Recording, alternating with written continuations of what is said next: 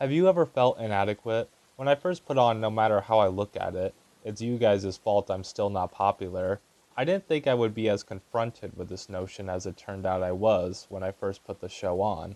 To me, it just seemed that it would be relatable and maybe fun, but it ended up being much more. I remember reading a book once called Sweet Bean Paste. It follows a man named Sentaro who runs a small shop and is indebted to its owner. He had spent years in prison previously.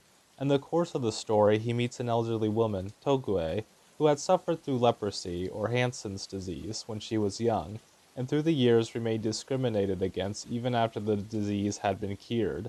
I will quote a passage from Tokue that I believe reflects a prevalent notion about human existence.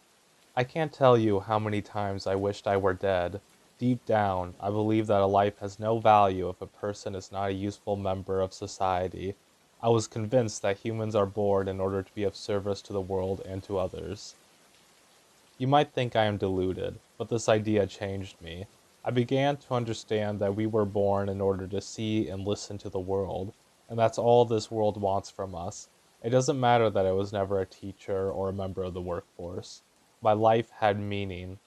In the author's note at the end of the book, Durian Tsukegawa specifically states that the book was made in response to a common conception he had heard, that life's meaning comes in service to others. It was not a bad conception, he admits. It is admirable, actually, but it is missing something. What about those who cannot be in service to others? Some lives are too brief, while others are a continual struggle. I couldn't help thinking that it was a brutal assessment of people's lives to employ usefulness to society as a yardstick by which to measure their value. His conclusion being that if no conscious being existed in the universe, then the universe's existence could not be verified, and as such, would it even exist? Sugegawa posits that it wouldn't. This, of course, goes by the belief that consciousness emerges from particular circumstances in the universe and is not a baseline state of all matter as some believe. However, even in that belief, consciousness is just being aware. The human mind is still the one that adds memory and mixes in emotion, so the idea can still work in this model. So, why do I bring all of this up? It seems a little heavy for this anime, not to mention that the angle is quite a bit different. Tomoko, the protagonist, doesn't suffer from any disabilities that prevent her from being a part of society. Neither does she have a very Kenji Miyazawa attitude of wanting to be as useful to others as she possibly can be. But like Tokue, she is inflicted with an idea of who she is supposed to be according to the world around her. Tomoko carries with her the idea of what a girl should be. They should be attractive, appealing to men, they wear their clothes in a certain way, they are popular, they are kind, and they are loved. Tomoko does not fit these standards, but these standards are only arbitrary. Tomoko is not ugly, she just doesn't fit in what is seen as being conventionally attractive at that cultural moment. But even with this awareness, it's not enough. Everyone else is still following the standards and viewing you through those same standards.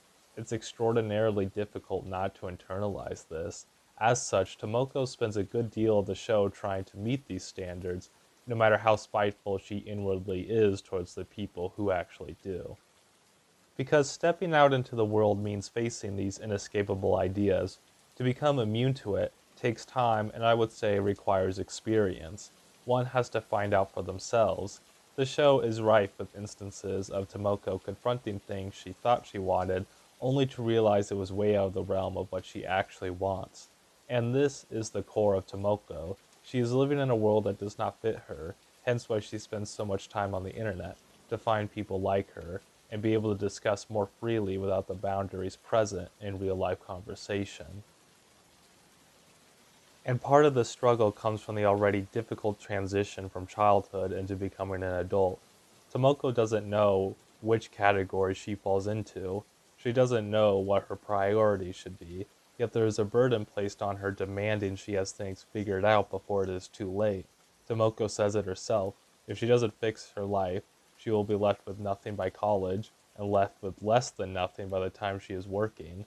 This fear collides with Tomoko's often disassociative attitude. All the pressure adds up to the point that she either has to let go or suffer a nervous breakdown. So instead of finding a boyfriend in real life, she goes to dating simulators, a place where she doesn't have to be vulnerable. because the real life world is dismissive of her vulnerabilities, because it gets in the way of what the real life world demands from her. Herein lies a very important piece of the show.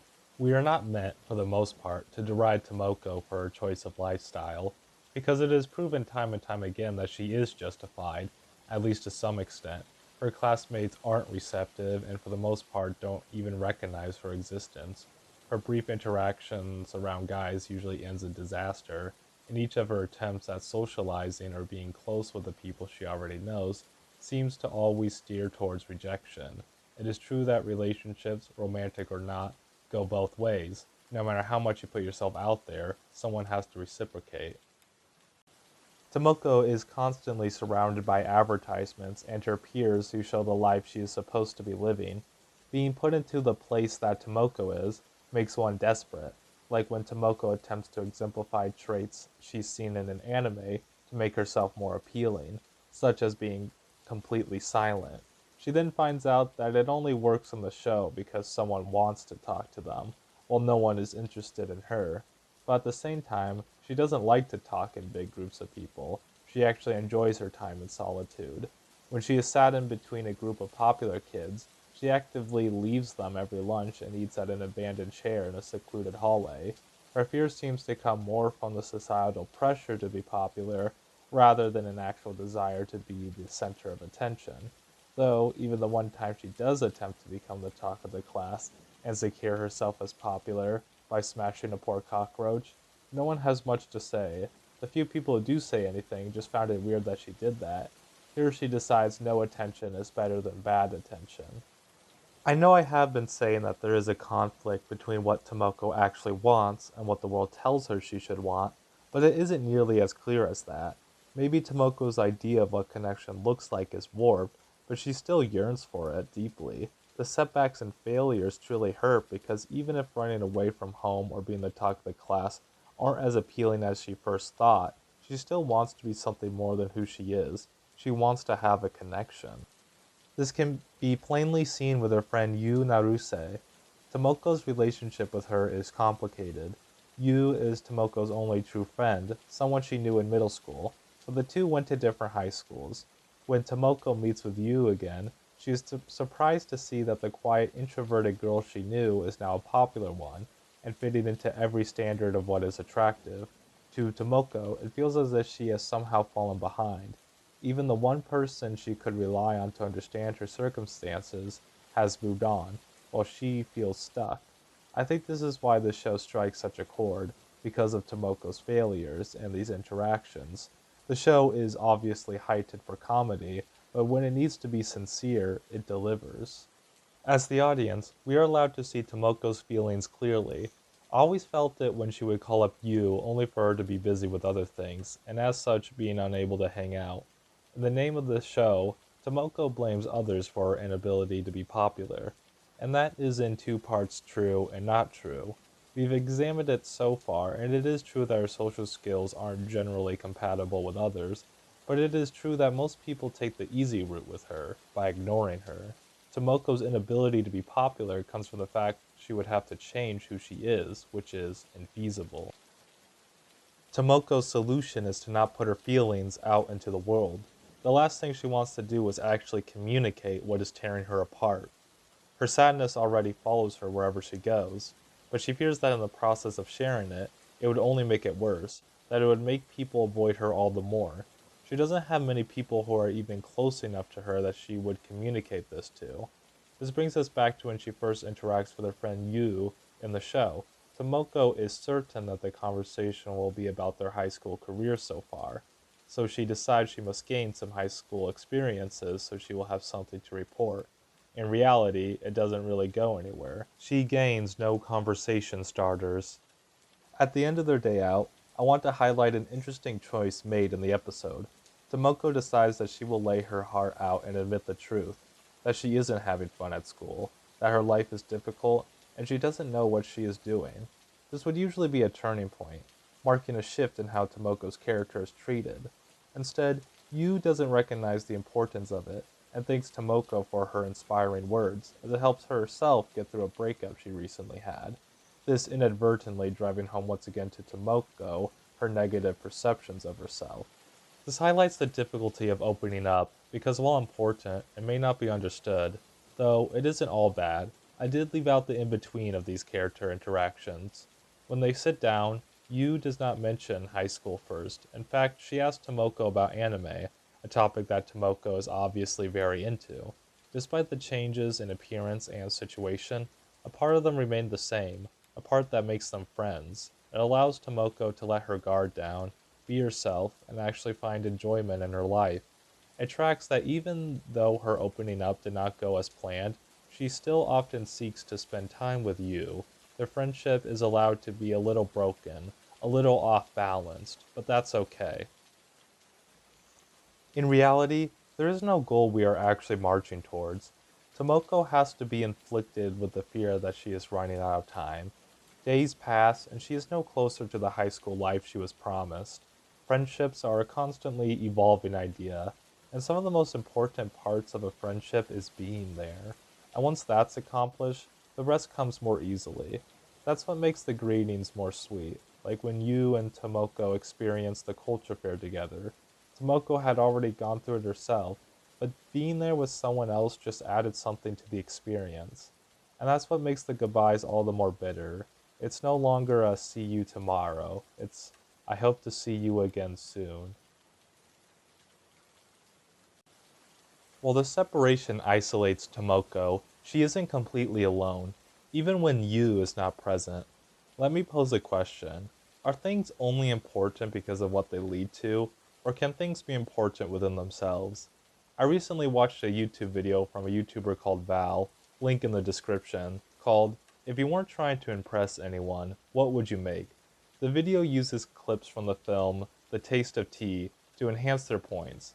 I watched the film myself, and I had to say I was really intrigued by it, and the movie is now one of my favorites, not only because Hideaki Anno makes a cameo. A grandpa paints a watercolor animation of all his close family, an uncle composes a music video for himself, a girl is attempting to do a full flip on a bar so a giant version of herself stops following her. These goals all rest internally within these characters, while they interact with the greater world around them. One may ask what the point of these actions are, but what is the point in not doing these things? I think this extends beyond just creative output. What is the point of showing kindness to a stranger, someone you know you probably won't ever see again? There's a moment in this anime that felt like the entire show was building up to in episode 11. It's at the end of the culture fair, after Yu had already left, and Tomoko is feeling melancholic. A member of the student council acting as chairman for the culture fair had been noticing Tomoko, seeing how dejected she was, and even sad. Tomoko has spent the show trying to retain her dignity and her image. She does not want to be seen as lesser or as hapless. Embarrassment is something she avoids at all costs, even to the point she feels she has to prove herself to her younger cousin. Yet even her younger cousin can see through the cracks, and is horrified at the pathetic person who lives underneath Tomoko's outer shell. The chairman is more emotionally intelligent, considering their age, and does not look at Tomoko with sheer pity, but she still recognizes the hurt within her. It's such a simple scene. The council leader puts on the bear costume and hands Tomoko a balloon, before pulling her in for a hug and then heading off. The bear handing out balloons was for the visiting kids, mostly. It's this brief interaction, this brief bridge between Tomoko's desire to grow up and the child still within her. The fact that the council leader acted anonymously because she knew Tomoko has a hard time connecting face to face. It's all so brilliant. This scene doesn't lead to anything in particular, no revelations, no intense change, no everlasting friendship, but it gives Tomoko a much needed moment of connection, and the show has these moments scattered throughout it. They serve almost as a morale boost to get through the long days. It's fascinating how little it takes to keep us still wanting to be a part of it all. This anime captures it, the small things that feel every day that become a part of us as we live through them. I still can't get over that despite the generally cold relationship Tomoko has with her brother Tomoki, he's the only other character in the show who's consistently shown to have the same dark circles around his eyes, just like his older sister. And Tomoko, she's just so inspiring. While she is free from the tangles of the roadmap that most people have to schedule their entire lives, it is undeniable that that roadmap, despite only being an illusion, fills a gap for many people. Without it, Tomoko faces great difficulty every day, yet she still goes for it. I was once told by someone close to me that sometimes it's not the dream that really matters. Sometimes we forget that dream and move on. But having a dream ahead of us, something to believe in if it keeps us going, it doesn't matter so much if we reach it, as long as we keep up with it every day. So I love the character of Tomoko, her over the top thoughts and inner life where she releases all her anger on the world, and her outer life where she struggles to find the connections she so desires. But at the end of the series, she learns that it doesn't mean anything to follow what is expected. It's her life that she gets to live, her experiences, a story that highlights the importance to recognize that it isn't only just us. The conceit of the show is that it's you guys' fault that I am not popular. It sounds very self indulgent, putting the blame on others, but I don't think that it's fully unhealthy to see this. Tomoko is surrounded by people who actively push her out of class activities. You could try to say it's her fault for being introverted or whatever, but I don't think it stands. Tomoko slowly realizes, gathering her experiences, that the important thing isn't being popular and liked by everyone in the school. The important thing is to be who you are and find or rediscover those people who are there for you, to go through life even when everything is always tinged with a bit of sadness. But it isn't maturity to fall into despair, and if it's childish to be like Tomoko, who finds so much passion even when she is just talking to herself, joy in completing the smallest task or achieving the smallest possible win, then I do not think that it is bad. Talk to yourself. Enjoy the times you have in solitude and the hobbies that make you happy, even if no one else around you has these same hobbies. Explode with anger in your mind and try something different every day on the way to your goal. The sadness that affects everything is not overbearing. Feel free to enjoy a moment, even one, without guilt for throwing out the melancholy for a bit. But remember to be vulnerable. It won't always work, but even the best facades have cracks, and everyone needs outside help. If you don't relate to Tomoko, don't understand what this is all about, remember that there's probably a Tomoko in your periphery right now, and maybe you can be the one to offer that outside help.